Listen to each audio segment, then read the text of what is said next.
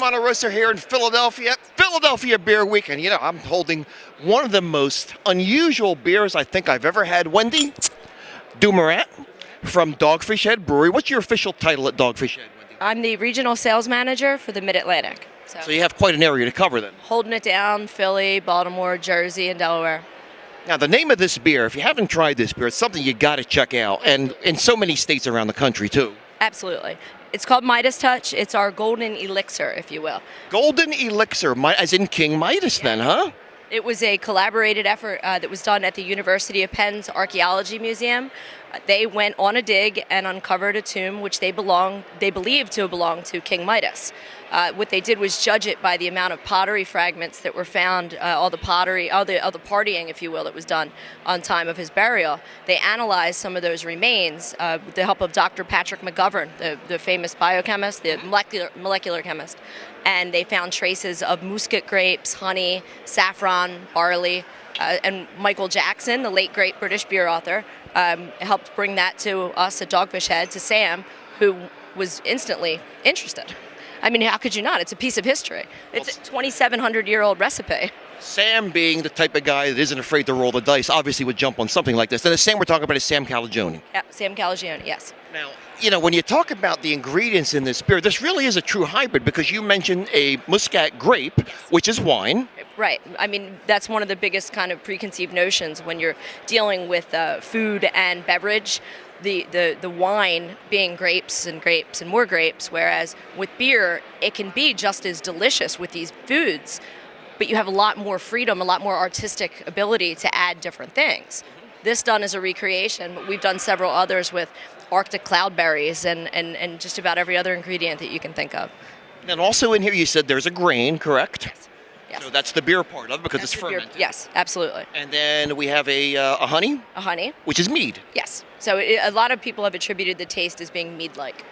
I find that it appeals most to the white wine drinkers of the world, especially those that maybe think that they could not cross over to enjoy a beer with their food. They always go for the wine. I kind of slide it in there as, well, why don't you just try this? It goes very well. The interesting thing is, as this warms, so many of the flavors seem to come out more, but at different times when I try this, I can taste elements of all three beverages. Oh, absolutely. One of the things that we try to do at Dogfish Head is we're all about education, not just shoving the next beer in your hand and saying, hope you like it.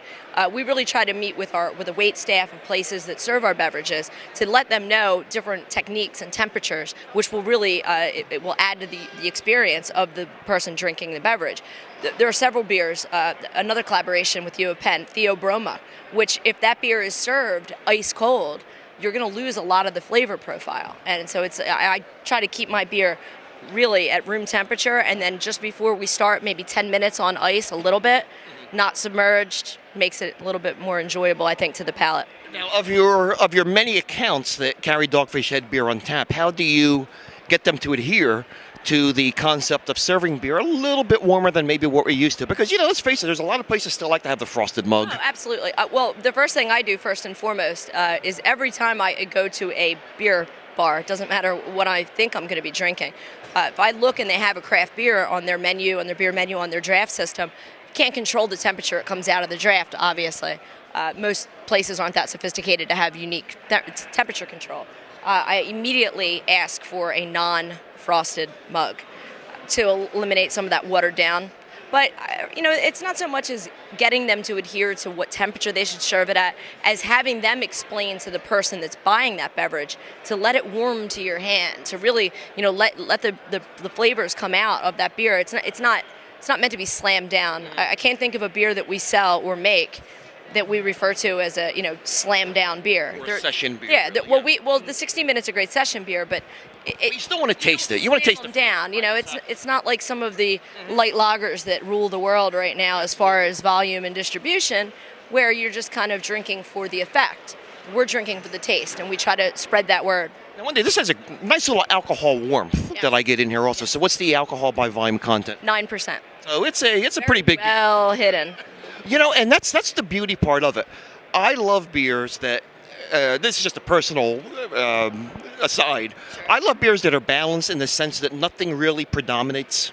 Absolutely. So One of the things that I think is missing in some of the restaurants that you visit, where they have majority of light lagers on tap, or for their offerings, is that you might have a Mexican restaurant with a spicy or a flair, or a Thai restaurant, and whatever light lagers they're offering with that flavor profile of the food is washed away. It doesn't hold up to each other.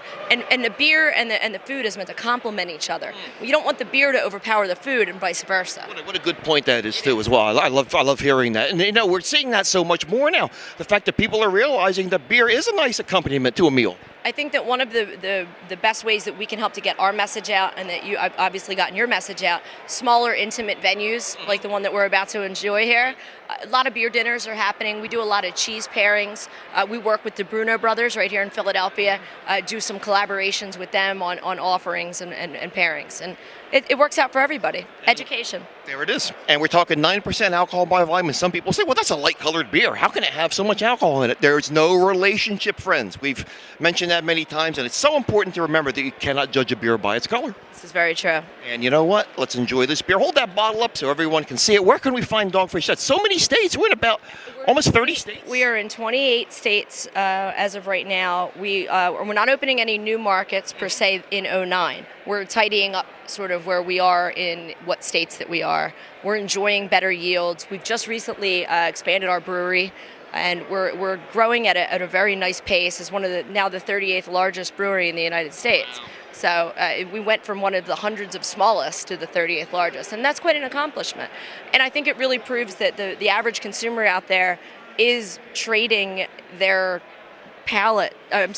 They could trade a lot of things with a recession, but they're really sticking to the better things that they want to enjoy in life, and beer is one of them.